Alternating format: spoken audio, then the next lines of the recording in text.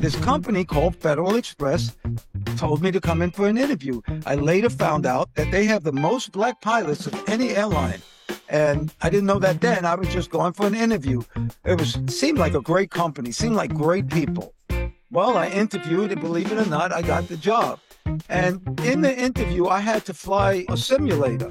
I had never been inside of a commercial airplane before. I'd never been inside one of those little civilian airplanes before. The only thing I ever flew were T-28s, T-2s, A-4s, and A-6s, all Navy airplanes.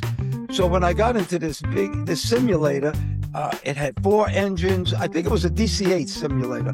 But anyway, it had 4 engines, and I really had no clue of what I was doing. But the reason they hired me is because when they told me to go to 10,000 feet, I did not accept 10,100 or 10,050 feet.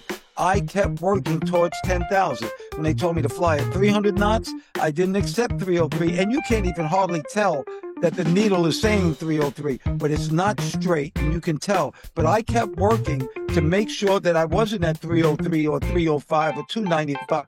I kept working back and forth, trying to get to 300, because that's how I learned how to fly in the Navy. When they say 10,000, they don't mean 10,000 in 1 foot. They mean 10,000. When they say 300 knots, that's what they mean. And they were very impressed with my wanting to be perfect in the air.